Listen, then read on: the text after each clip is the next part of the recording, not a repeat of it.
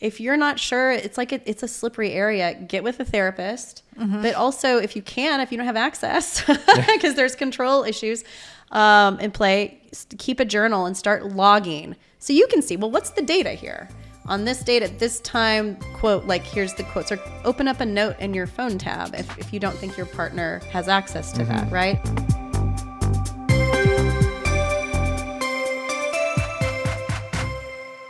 Jade and I are here today, back with Stephanie Seal. Thanks for coming back. You're welcome. Thanks for having me. We are actually going to tackle a pretty heavy topic today, the issue of domestic violence and divorce.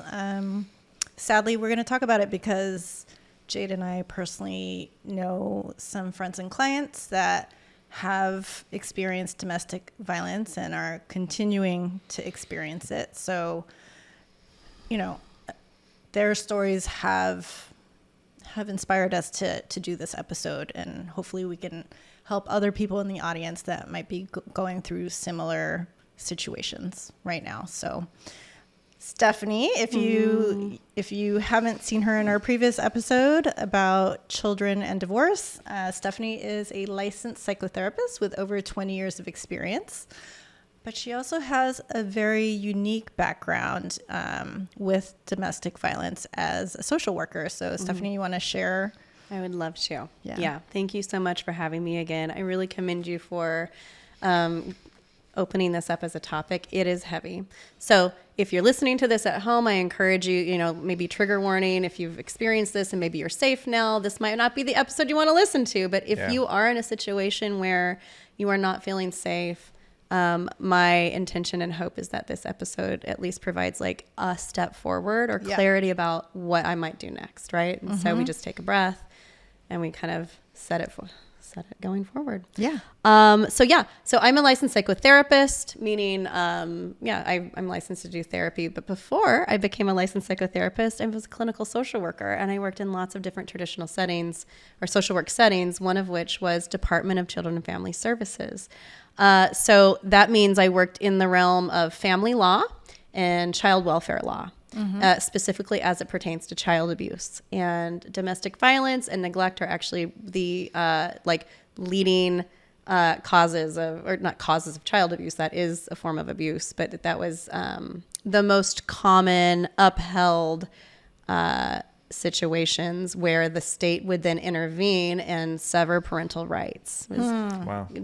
A child witnessing domestic violence, even if like the physical abuse wasn't happening directly to the child, just being exposed to two parents who are in a physical fight, physical conflict, or like a kind of a repetitive pattern of that is considered child abuse. It's considered neglect. Interesting. So even if they're not being abused themselves, just being in that watching it, environment, being exposed to it is considered child abuse and would be upheld by the law.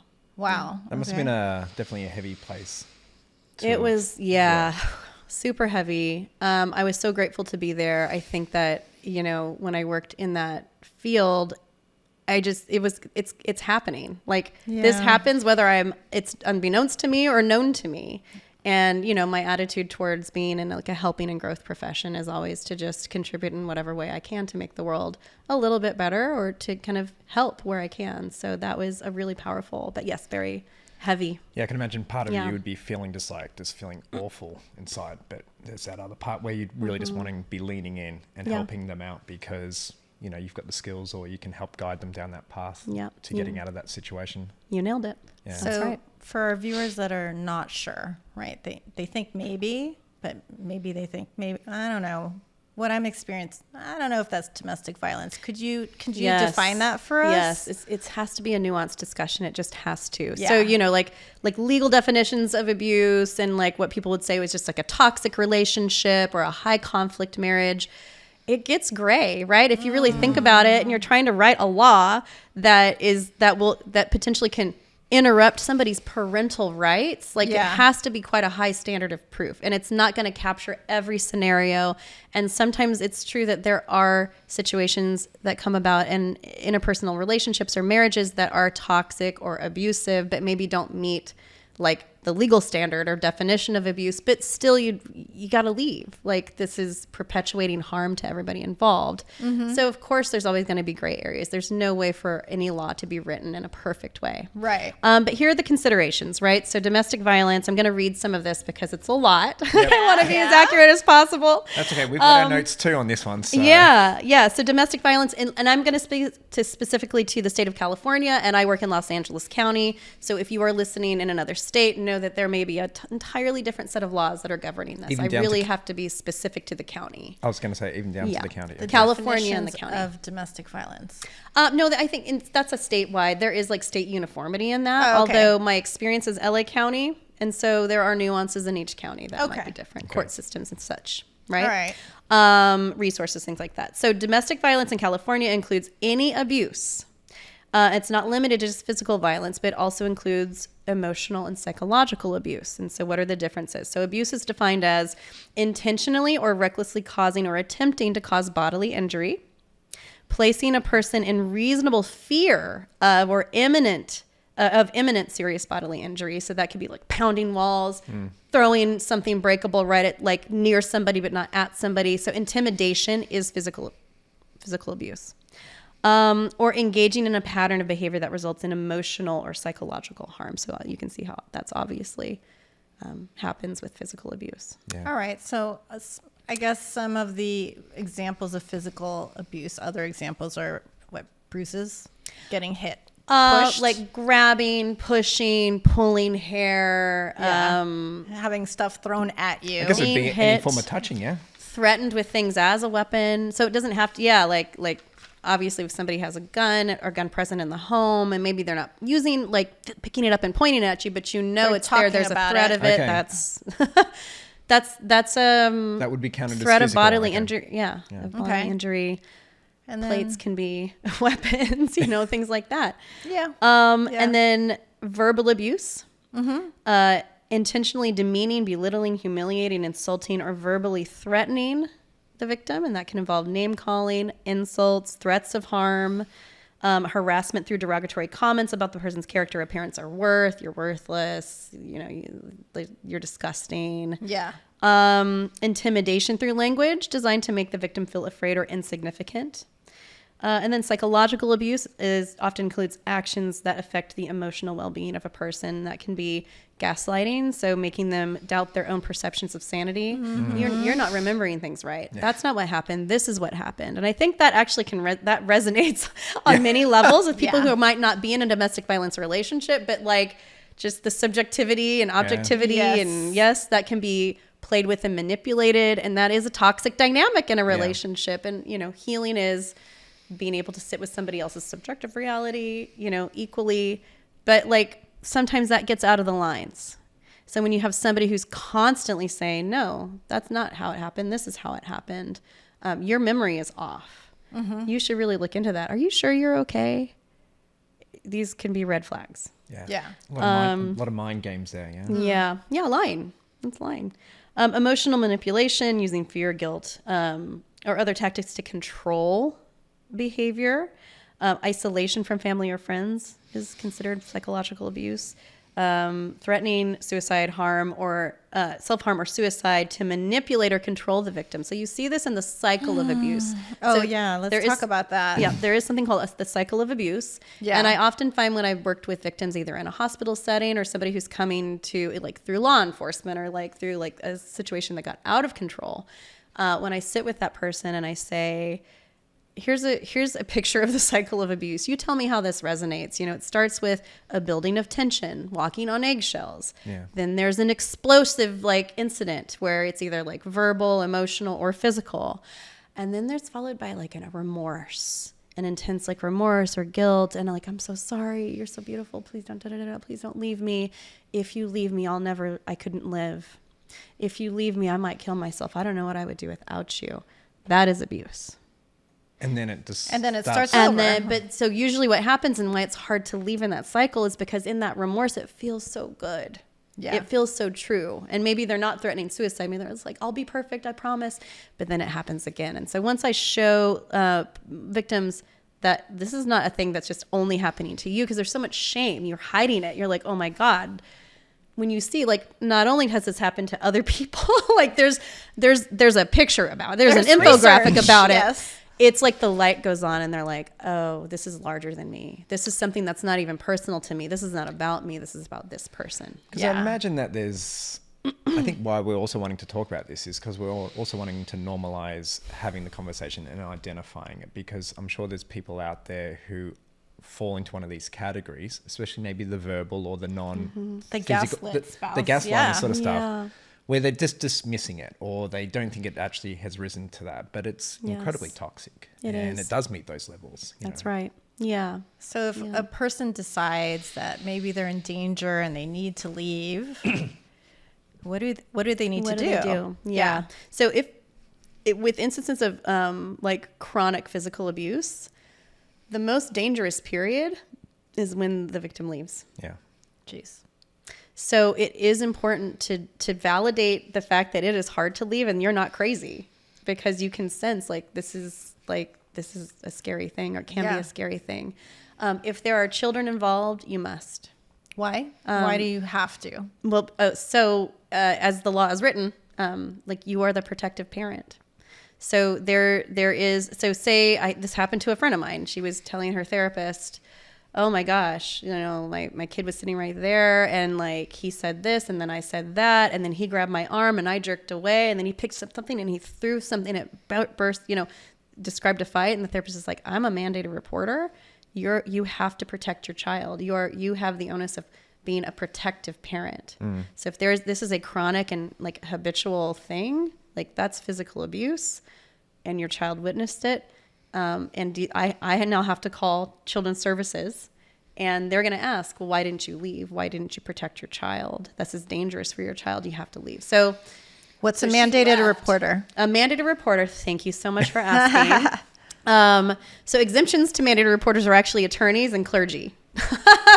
Exemptions from them. Yeah, so they are not. So, but a mandated reporter is somebody who is in a profession, a helping profession, where you're intersecting with the public and like teachers, doctors, nurses, social workers, therapists. We are required by law to report the reasonable assumption or reasonable belief. So we don't have to know if it's happening or not, but we have to have a reasonable amount of data to believe there's physical, emotional, or verbal abuse happening. Somebody is at risk of harm or their life ending. Got it. So we would report it then to Children's Services or law enforcement, and then those two agencies cross-report.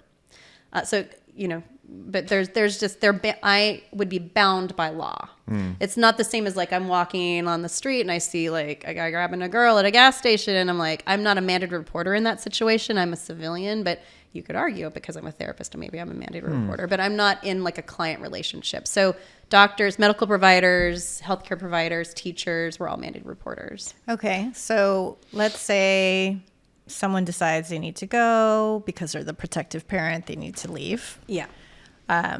What is this thing called a safety plan? So a safety plan is putting together logistics of leaving. Okay. A place to stay, money aside, so you have something to live on in the immediate term. In the long term, there's different ways to go about resources, but in the immediate term, if there is one trusted family or friend that you can bring in on the plan so that you have a place to go. If you do not have social resources or you don't think you can reach out to somebody in your natural network, calling domestic violence agencies and finding out, kind of just saying, okay, do you have openings? Do you have beds? Can I bring my kids? Here are their ages? Starting to put together those logistics. When I worked in a hospital and I worked with women who said, I am being abused, but I can't leave. I can't do it. It's not safe. I don't have anywhere to go. When I would leave resources for those folks, it would be on an unmarked card with an unmarked number. Or maybe as like a handwritten, looks like just a whatever note with the number for a domestic violence shelter or 2 or 3. But if their partner saw it, wouldn't know what that number was. There's no identifying information. Right. Is there issues with like vacancy rates and stuff like that, or like being able to get in there? Like, is you there have like to not have a enough? bed open, or like a place open. Unfortunately, it's super common. Yeah. Right? Yeah. So if you can stay with a family member or friend, you start setting that up, make a plan. If your kids need to stay with somebody for the weekend or the week while you put things together, having documents like birth certificates, passports, things like that in a place where you know how to grab them or put them aside. Some people set up burner cell phones so that they can make calls without their partner tracking the phone bill. That is a part of safety planning. How about documenting? Yeah, so document. If you are like, I can see it easier with the physical side of it, but what physical side, you want to take pictures, you want to like call the doctor, you want to have a physical examination, you want to call the police. Okay. With verbal and emotional, or verbal abuse, emotional abuse, if you're not sure, it's like it's a slippery area. Get with a therapist, but also if you don't have access, because there's control issues in play, keep a journal and start logging so you can see, well, what's the data here on this date at this time, quote, like here's the quotes, or open up a note in your phone tab if you don't think your partner has access to that, right? But just start documenting what was said, literally what happened, and that can be used as evidence should this, when you leave. So in a marriage, I want to say there is a way that you can access a restraining order. It's an emergency restraining or emergency protective order. I had a friend who actually went through this. What you can do is start doing consult calls and collecting information from attorneys and saying, I don't feel safe. There's a pattern of abuse. What do you recommend? And just start collecting kind of the local resources. And then I think, you just follow the rabbit hole. Well, I don't sure, but you know what? They specialize in that. Yeah. And this person, then you call there and they say, there's a woman who does this for free and this is all she does. Call her. So start just gather all the resources. You can go down to the local courthouse in person and say, this is the situation. What's your process? Do you have somebody who can sit with me for free and fill out the paperwork? Yeah. Because it is so overwhelming when your nervous system is so blown out. It is so much. You have to have people helping you. And so that's what a part of safety planning is, gathering that information. Okay. When you can, or having a girlfriend or a friend gather. And there's a lot of gender bias here. Men can be victims of domestic violence too. Let's be honest and let's destigmatize that. But gathering a friend who can start to, like, maybe you go on a Facebook group that's like divorced parents and you gather resources there. Like, that's something that someone can do for you. Yeah. And I assume witnesses can also be going in towards that, like documentation of evidence that you're building up there, correct? Yeah. If there have been things that have happened in public or in front of family and friends, you might talk to that friend and say, I'm about to leave. I feel really afraid. Would you be willing to be a witness? Now, some friends don't want to get involved in the messiness, and that's understandable. What about, like, you always... I'm sure I've seen it on movies, like people just like recording conversations of having that on in the background. Yeah. So where it does is the law see illegal that? in the state of California to record someone else without their consent. You'd have to talk to an attorney about whether that's admissible or not. It might not be admissible. Take notes. Yeah. Take notes right after. So that's fresh. Take notes. So I've heard of, from these friends and clients, the term restraining order. Yes. What do you need? So we've talked about, physical violence. Sometimes it's easier because you have physical proof. But for those people that are undergoing years and years of emotional abuse, so they can do a journal. They can log it, write maybe find witnesses that are willing to talk about it, but maybe not, because maybe that person is threatening everyone. Like, what are some other types of things that they can do? And is it if anything, different sorts of restraining orders out and there. is the reality that it's just tougher? I mean, it can be. It just goes so many different directions. So protective orders, there's an emergency protective order that's good. You can file that on your own at a courthouse, but it is difficult because you have to write down on the protective restraining order what you wrote down on your journal. Okay. On this date, this happened. On this date, this happened. That's a part of what's required. Or you can hire an attorney or somebody to file it for you, which is expensive, but like helpful. Yeah. And then that goes into effect for 21 days. And then there's an emergency hearing. And it is, the burden of proof is on you to establish why this restraining order was needed. So when that goes into effect, what happens though? So like you file that. So you file it. The other party is served, I believe. You have to set up proper service.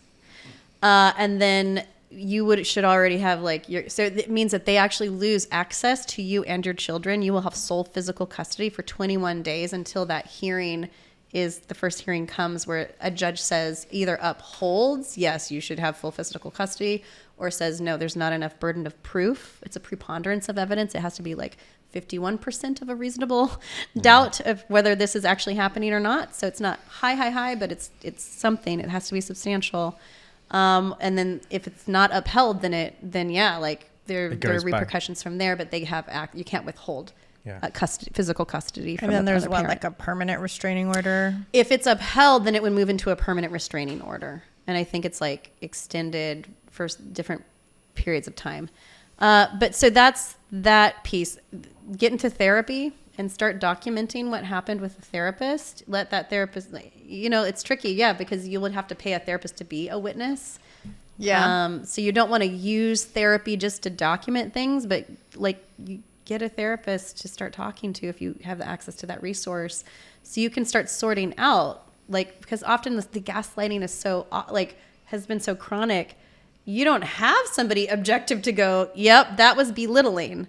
Yep, that was this. No, that's not you. You're not actually broken. Yeah. You weren't actually, that was him, this person or her telling you that. Yeah. Okay, let's like develop some clarity.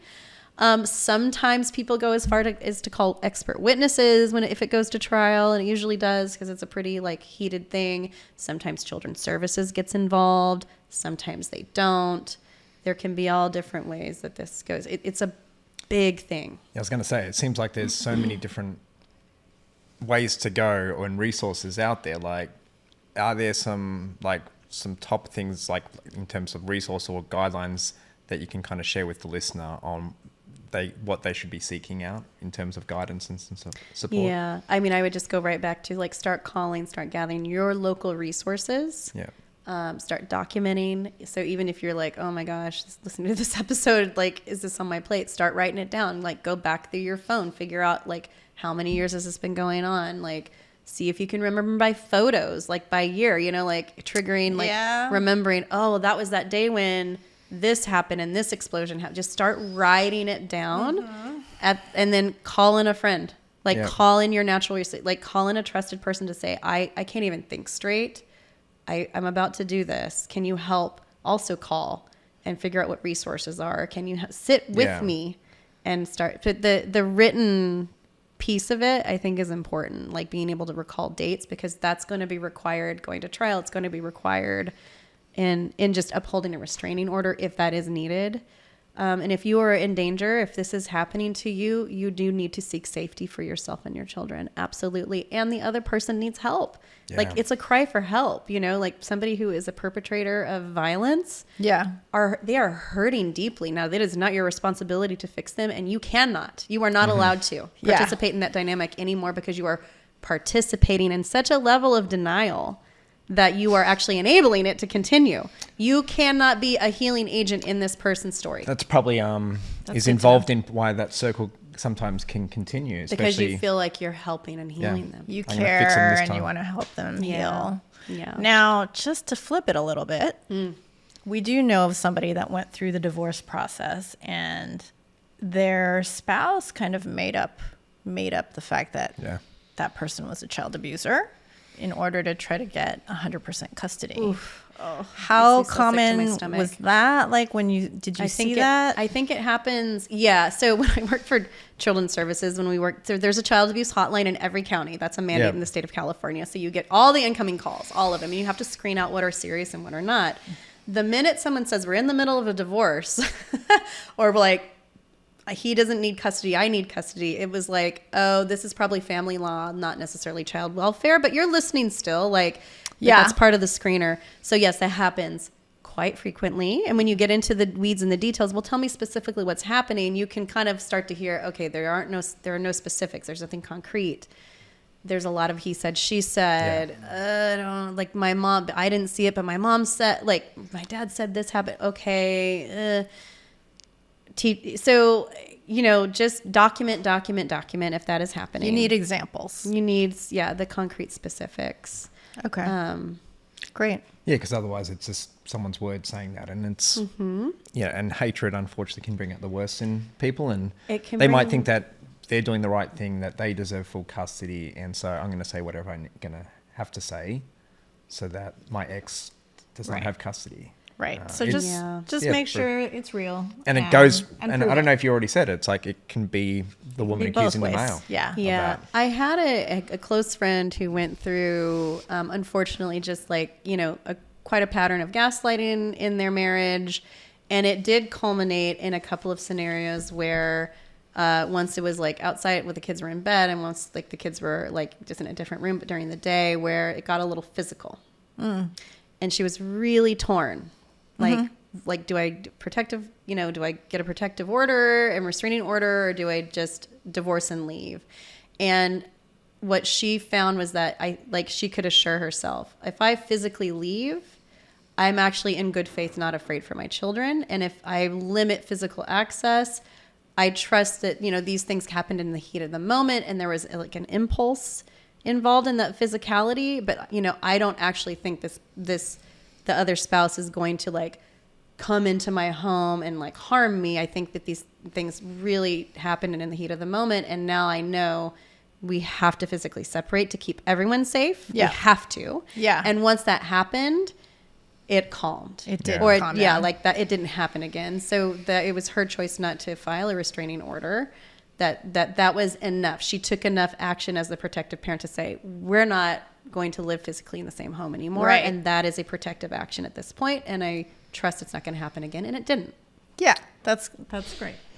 All right, Stephanie. Woo, yeah. Thank you. Yeah. That was a lot. That was a lot. Thank you so much for coming back and tackling this topic with us. We really felt like it was so important to talk about and not hide behind, I guess, just because it is something that's so sensitive. I think people just put up with it, and just keep on accepting it, which is unacceptable. And I feel like, the people experiencing it, I feel like each one of them have said they felt alone. And it's just like, we just want them to know they're not. Yeah. And that there's options. And maybe we can, let's try and put some like things down in the show notes and stuff like that, of maybe some resources where if this is happening to you, if this, if you can relate to this and identify with this, or someone else close to you, reach out and check out those resources there, because you're not to do it alone. You don't have to do it alone. Yeah. You're so welcome. Thank you guys for going into the brave territory, vulnerable territory, talking about this. And it really is my hope that if someone is in this situation, that they know that is not them, that is not their fault. There's nothing broken about them, and that there is hope, so much hope beyond this. Yeah. Yeah. That new chapter. Great. Yeah. Exactly. All right, Stephanie. You're in the hot seat again. Well, all right. We're shaking it off. All right. We're going to go a little lighter. Yeah. We're going to try, after that heavy episode of trying to be respectful to that episode. And how would you cope after listening to this episode? What would be your go-to? Would it be sitting down in front of like a Hallmark movie with a bucket of ice cream, or just going out and running 29 marathons, in a row, just pure avoidance strategy. Yeah, just put some, I love put this. some strain on your heart. This or that. Yeah. Which unhealthy coping mechanism would I choose to cope with? Heaps of lard going through the arteries. My hands are all sweaty right now. I'm like, whoo. Oh my God, this is a hard choice because I'm lactose intolerant. Oh. So eating a whole bucket of ice cream while oat milk, you know. Oh, we're gonna allow an alternative. We're not gonna blow the roof off your house. Or running 20 miles. That's like ultra marathoning, which would I don't know. I think my body would literally fall apart. Although that seems like the healthier option. I'm gonna go with the oat milk ice cream and just dive into like Tina Fey style, eat the sheet cake, unhealthy. Yeah. I'm just going to do that. I should have made it a couple of gallons of ice cream or something. Oh, God. Yeah. If you had taken away the lactose-free options, that would have been a hard choice for me. That would have been a big buy. Maybe I could rephrase it. Yeah. Well, what about you? How about you, Jade? Lactose-free ice cream. Yeah, I know, right? I don't want to torture everyone around me. But no, I'm curious. What would you pick? I do love ice cream, so that's a tough one. I used to eat ice cream at 5 a.m. in the morning before going to work out. But look, I've only ever run one marathon, but I've run distances longer than it. So I'd just go with that and put some strain on my body. physically to like kind of purge after that episode. And eat ice cream after. Maybe. Maybe. I'll bring my phone so I can like Apple Pay it. So you're not keeping up with me at the 29. Maybe Oh my God. Yeah. No, that's I just probably need for me, I think letting out and just unwinding under a lot of stress is just getting out into the nature and just kind of just really appreciating what we've got in the world and just being thankful for that. And that's including ice cream manufacturers, I guess. I think Dreyer's ice cream. Okay, anyway. All right, well. Proud sponsors are. I don't know if I would eat buckets of ice cream. No, it's buckets. Then I would eat it throughout the day, watching The Notebook over and over and just sobbing the whole time and being like, I didn't have a relationship like this. And then eat the ice cream. All right, I'd have to have the movie with it. So. Always manipulating the answers. I'd say Well, I am the strategist, I guess. Yeah. Well, Steph, look, that was incredibly insightful. Got a lot of great information there, and we'll make sure that we'll put stuff in the show notes there of some resources that anyone who needs additional assistance or help can reach out to. Yeah. Thank you. So grateful for you guys. You're welcome. All right, I'm Joe. And I'm Jay. We'll see you next time.